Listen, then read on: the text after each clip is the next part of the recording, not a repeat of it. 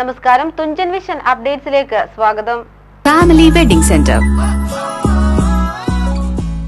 പരിമിതികൾക്കപ്പുറത്ത് നാടിന് അക്ഷരവെളിച്ചം പകർന്ന എഴുത്തുകാരിയായിരുന്നു KV റാബിയയെന്ന് Kurukkoli Moideen MLA പറഞ്ഞു. പ്രതിസന്ധികളെ അതിജീവിച്ച ഇവർ പകർന്നു നൽകിയ ആത്മവിശ്വാസത്തിന്റെയും നിശ്ചയദാർഢ്യത്തിന്റെയും പ്രകാശം പുതുതലമുറ ഏറ്റെടുക്കുമെന്നും MLA അനുശോചന സന്ദേശത്തിൽ പറഞ്ഞു.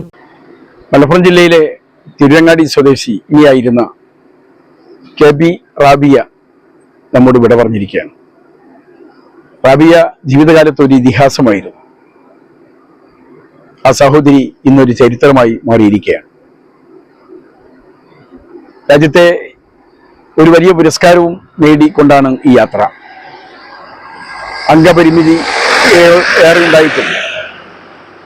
തൻ്റെ തൂലിക വളരെ സജീവമാക്കി ഗ്രന്ഥരചനാ രംഗത്ത് എഴുത്തിന്റെ തലത്തിൽ സർഗാത്മകമായിട്ടുള്ള പ്രകടനങ്ങളിൽ ഒക്കെ ഏറെ ശ്രദ്ധേയയായി മുന്നേറുകയുണ്ടായി.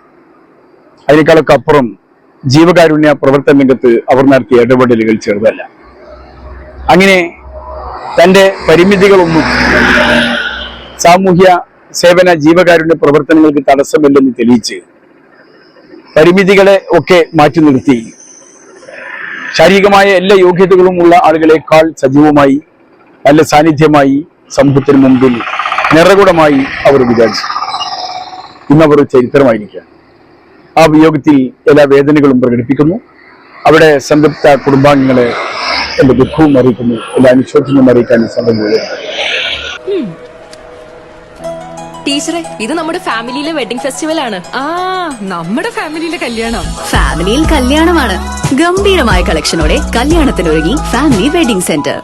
അപ്പോ ടീച്ചർ കുടുംബസമേതം വരണം. ഓ, ആയിക്കോട്ടെ. Family wedding centre.